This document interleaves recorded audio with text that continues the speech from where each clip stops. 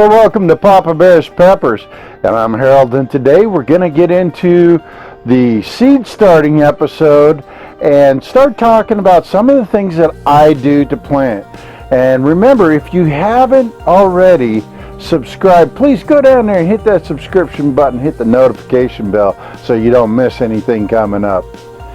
So in this episode, we're going to be covering the seed starting system that I use, and then I'm going to get into the lighting that I use, as well as the schedule and my planting schedule, as well as how I like to germinate. Now, there are many ways that you can germinate plants out there. I mean, the methods are vast, I'm telling you, but this is methods that I've used, and I find it to be very successful. And then we're going to go into how deep I plant my seeds, so on and so forth. So stick around and I'll show you how I do it. The first thing I want to cover is the water that I'm going to soak my seedlings in. Now, this is a distilled water. This is 16 ounces or 1 pint of distilled water. What I'm going to be doing is adding 3 ounces of 3% hydrogen peroxide.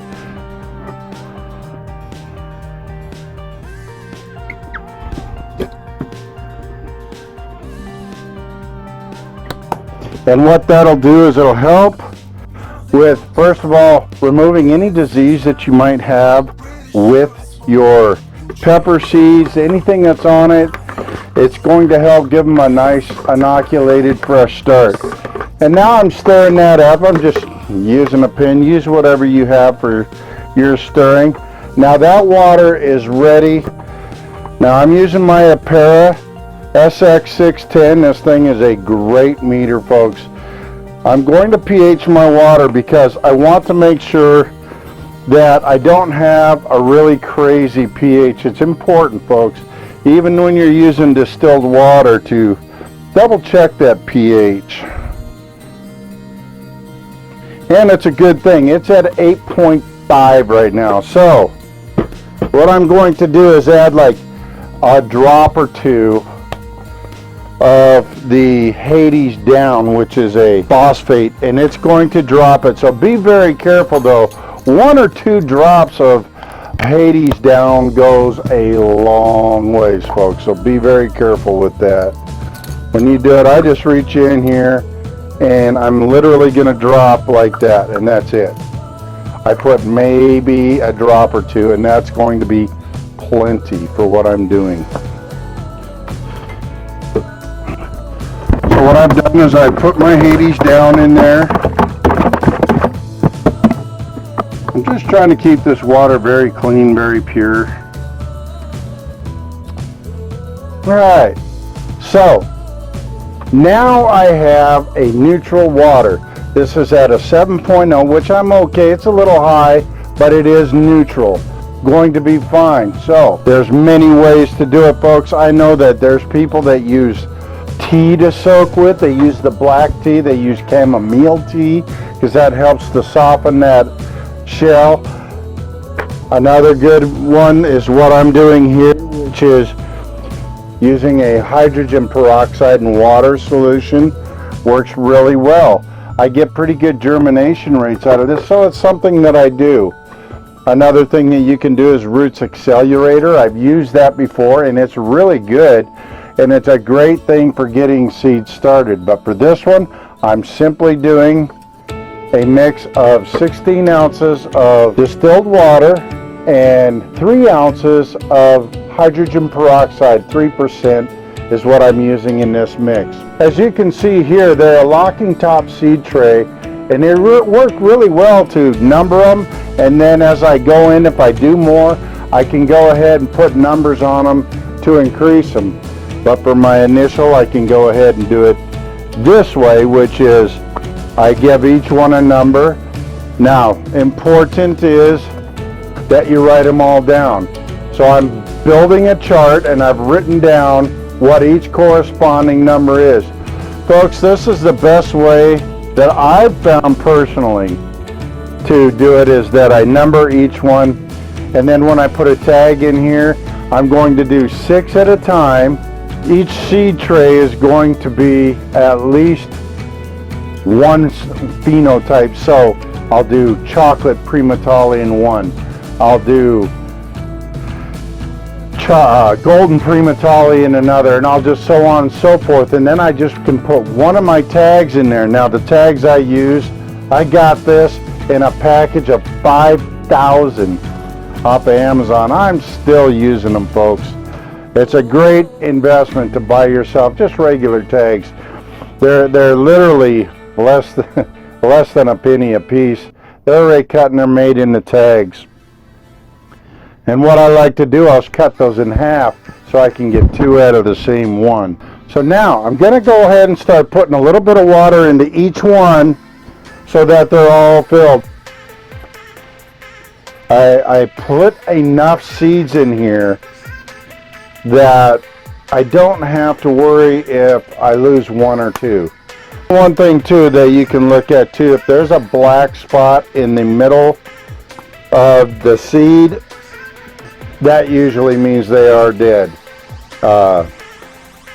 Again, you can plant them, all the power to you, and hopefully I hope that they sow, that they germinate for you, but it's just my experience. And you know, hey, we all have our own experiences, and that's what makes it great. And if you've noticed, on each one, I will go ahead and put the water in, and then I close up that one. Now, these need to be put in a nice dark area for at least 6 hours. Remember, we do have hydrogen peroxide in here, and that's going to help quite a bit with the germination period. Same thing. Now, I have went ahead and put the seeds into here that I'm going to be growing this year. So all I'm doing now is putting the water in. I've already marked what they are on my sheet, and now I'm opening each one individually and adding my water and hydrogen peroxide solution. So put a little bit in each one. And what we're going to do now is I'm going to show you my soil mix. So this is the seed starting mix. Now, whether you choose to use a store-bought seed starting mix or not, right here, this is my cocoa coir, and it's 80% cocoa coir. Then right here is 20% worm castings. And then way over here, right here, is a mixture of fine vermiculite and perlite. Now, whether you use perlite or vermiculite, that's really up to you. I like to blend the two myself because they both have good properties, in my opinion, for my seed starting mix. Now lastly, let me show you what I do with my mix before I actually put the seedlings in. Now, note that this is done without the worm castings in it. So I boiled some water, and what I'm going to do is I'm going to pour this over my cocoa coir, and you can do this over your store-bought soil mixes as well. And what it does is it's going to kill off the fungus gnat eggs or the aphid eggs that you may have in your soil. Now this works really well, and as you can see here, I'm bringing it over and I'm pouring it over the soil, whether you use a bucket like this or any other kind of tool to pour the boiling water over the soil. By doing this, you will remove any kind of fungus gnat eggs or aphid eggs or any other kind of possible parasitic problem you may have in your soil. Just gives them a nice fresh start, and you're not going to get any surprises as you start your planting and get your germination underway. Once you poured it in, give it a couple days to kind of dry out a little bit after doing this, so it'll be ready for your seed starting mix. Now this is my preferred method. Well, I've also heard of people putting their soil in the oven or even in the microwave to kill off any kind of eggs that may be in their soil. And this method will greatly reduce your possibilities of having fungus gnats or even aphids early on in the germination. And after your soil cools down, you can go ahead and reintroduce your microbes or any other kind like your worm castings to bring in those beneficial microbes into your soil and get them ready for your seedlings. Now, this is my own personal soil mix, but when I transfer them, I'll be putting them into the Nectar number 4 soil. A very good soil, folks. You can put the transplants right in there. I'm going to be using a little bit of an inoculant, a nitrogen fixer, if you will. This is a new product through Nectar for the Gods. I'm going to be using that to get them going. Now, the mix is right here on this tray. So when the soil gets all blended up, you want to make sure that it's damp. If you should be able to squeeze it, and it actually holds together in clump and then breaks right up. That's what you're looking for in regards to the moisture in your seed starting mix. Now, if you use a store-bought seed starting mix, that's really up to you, folks. You do want to make sure that it's quite neutral. The seedlings have enough nutrients in their holes that they don't need any extra nutrients for at least till they get to about their third set of real leaves. When they get past their starter leaves, and when they get to about their second or third set of real leaves is when you can really start to do light doses of nutrients. Now, I do Nectar for the Gods, and it's a very gentle nutrient and really very difficult to burn, but you don't want to overwater, you don't want to underwater. What we're going to be putting them into is these awesome, and I'm telling you what, folks, awesome seed starting trays from Bootstrap Farmer. Now, they were nice enough to send me these 6-inch domes, and why I like these so much is that, first of all, they got a handle on them. How many domes have a handle that you can just grab and lift them straight up? And on top of that, they have these discs for your ventilation so that you don't have to. If you want to close them off, you can, or you can open them up. And the great thing is that you're not going to lose these discs like you will the small ones on the cheap ones.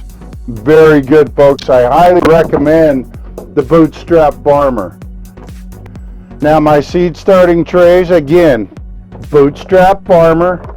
I have the 6 cells that I'm going to be using. The durability of Bootstrap Farmer Products is unreal, folks. All right, folks, I'm going to show you something here just to prove the strength of the Bootstrap Farmer products in these 6 cells. Try this with your 6 cells and they're going to be crushed. Okay, so I'm going to let you know I'm not a light guy. Okay, now I want you to see this.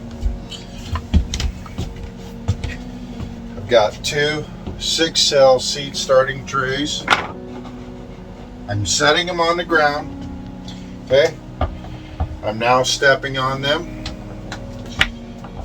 I've got full weight on them right now. That's, you tell me if your 6-cell seed starting trays can do that.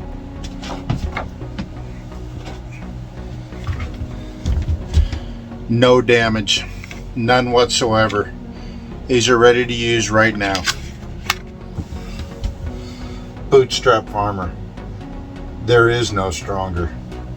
I have the Bootstrap Farmer heavy duty trays underneath that. And the reason I do it because you know how they can get flimsy. I can load these up, and again, you look in that video, you'll see that these can hold a lot of weight, folks. They're great, great trays. So go to Bootstrap Farmer. This is their 2nd year that I've had these. They have no damage whatsoever.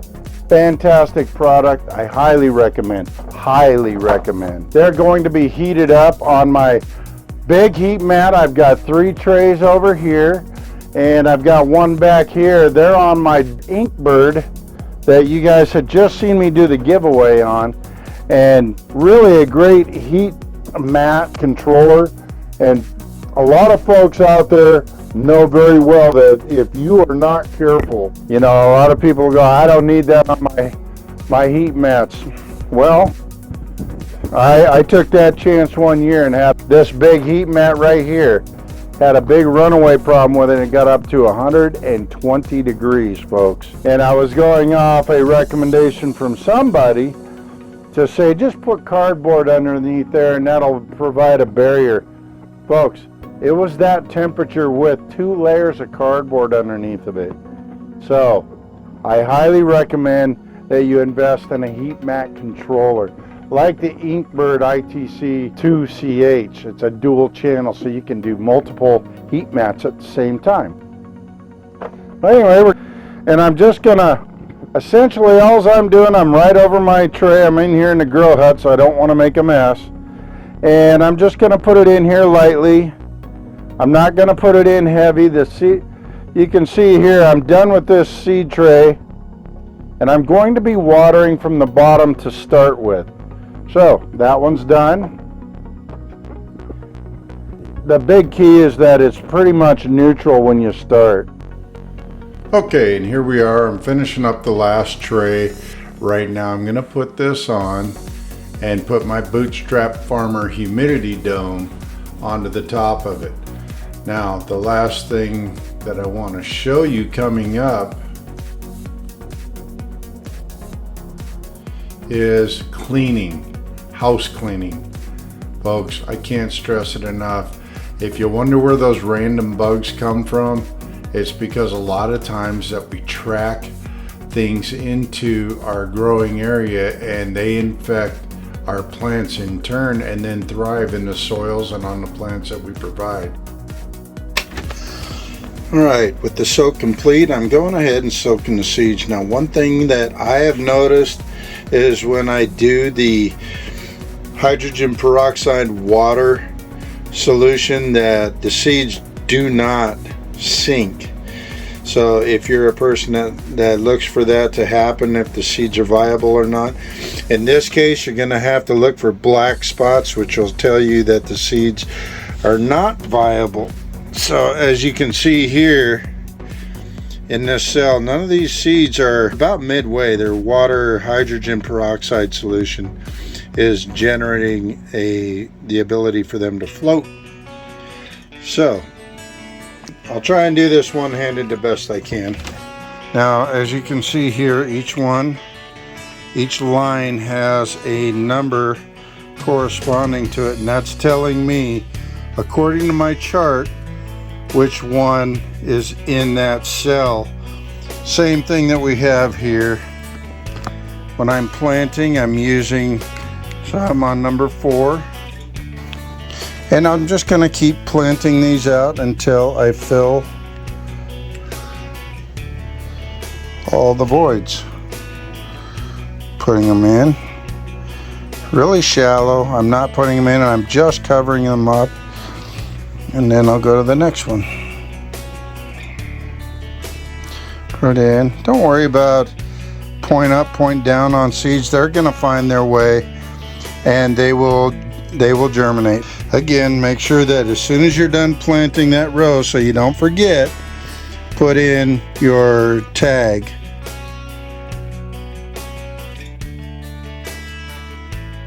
Now this is a new light that I have inside the system. It's called the GroPlanner. And the great thing about this is that I can control it on my phone. I can dim it, I can set the light cycle, I don't need an external timer. So that's a really good thing about this GroPlanner. Now, with that being said, it doesn't have the LM301B diodes, but I tell you what, the light is strong enough for our pepper plants to grow and thrive.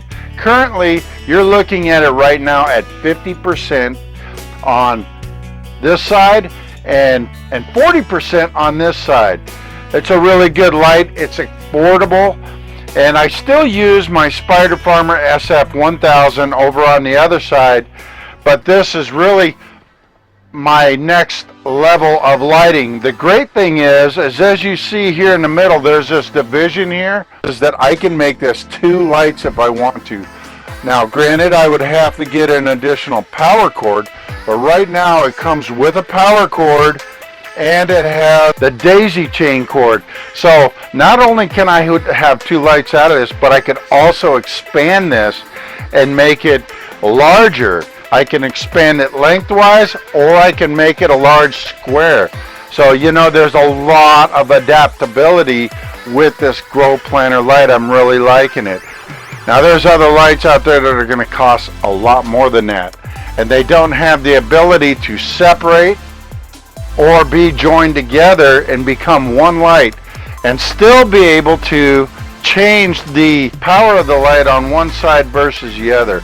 A very good light. It had some good reviews out there, and so I'm trying it, and I can tell you right now that my plants are loving it. What do I do for a light cycle? I like to go 18 on, 6 off. Could you run 24 hours? Sure. However, during the light cycle that our plants are going through photosynthesis, well, during that dark time is when they have the ability to take that built up and stored up energy and create growth. So that's when you're going to get more growth in the darkness hours. They're using up all of that energy that they built up during the day. All that food storage and all that energy storage is going to be transmitted into your plants and help them grow. And besides, it saves me money on my electricity. Some may run 18/4, some may be running 12/12. It's going to be up to you as an option. But you will get some benefits out of the growth during the dark hours, in which your plants are taking all that energy from photosynthesis and transferring it into the plant and growth. As you can see here, the seedlings are really loving this environment, really taking off. I'm getting great results. You can tell just by the way they look, they're healthy, they're happy in this environment between the Bootstrap Farmer system here that I have for the seed starting and that Inkbird controller. They're really doing fantastic. Fast forwarding to day 18, and here are the results so far. While some of the seeds haven't germinated, it's expected that they don't all germinate at the same time, but they're really looking healthy. All right, now one last thing I wanted to bring up before we close this out, and that's fans. Make sure that you have a fan that'll provide airflow so your plants don't get edema. That is normally something that occurs when they're not getting enough airflow and they're perspiring too much, and they'll get like the lumps on the bottom. I'll put a picture right here just so you see it. Well, I hope you enjoyed this episode of Papa Bear's Peppers, and it helps you with your seed starting in the upcoming season. And remember, go down there, hit that subscribe button, hit that notification bell so you don't miss any of the upcoming episodes, because it really helps the channel grow, and it's going to help me bring more content to you folks. All right, well, this is Harold with Papa Bear's Peppers. Have a great day and keep growing.